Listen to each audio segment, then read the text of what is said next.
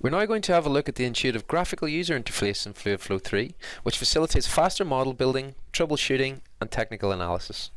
FluidFlow 3 consists of three distinct areas. The area which takes up the most screen real estate is the flow sheet. This is where we build our models and define connectivity.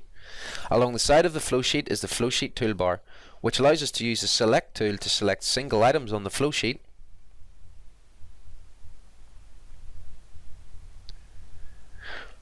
or the mark area tools to select multiple components at the same time. When multiple components are selected, we can move them around the flow sheet as a block. We can also multi-select by shift-clicking on the required components in the flow sheet. Multi-select not only lets us move components around the flow sheet, but it also allows us to change common parameters for the component from the Input tab.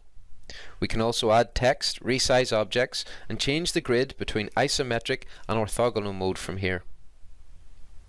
The icons at the bottom of the bar allow us to toggle some of the important information that is displayed on the flow sheet.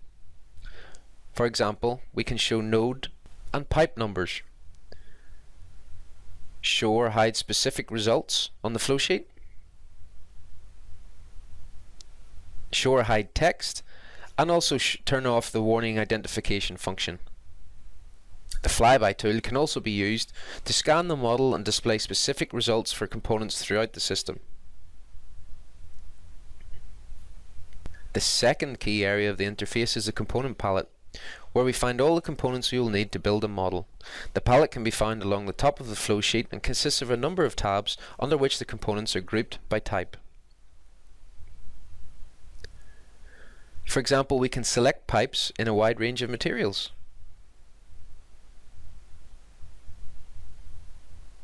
We can specify our boundaries depending on the data or design condition we have available to us: pressures, flows, tanks, open-ended pipes.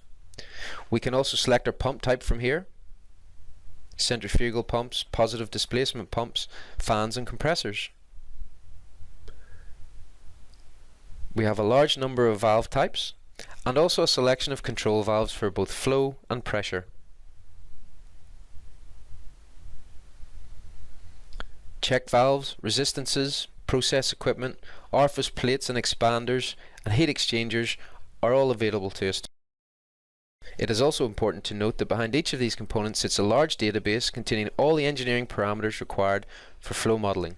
We'll look at databases in more detail in the ninth video of the series.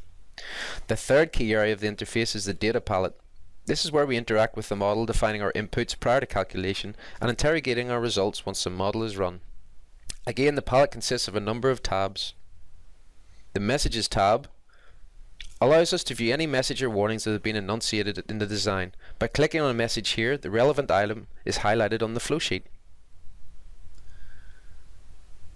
The Input tab is where we specify the parameters for our components.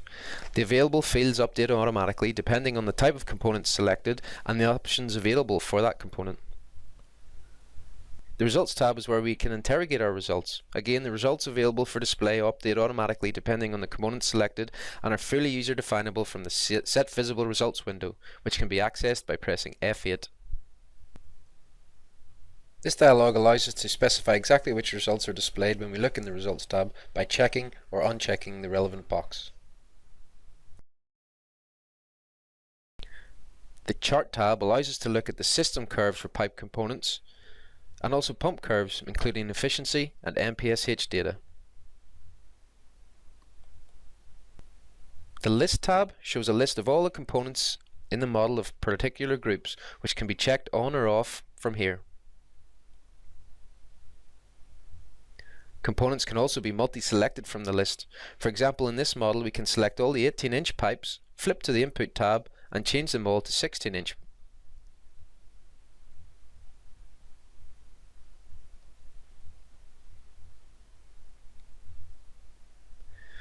Finally, the Watch tab allows the user to see some details of the convergence process during calculation, but is only of interest for advanced troubleshooting. In the next video, we'll build our first model, a simple water distribution system.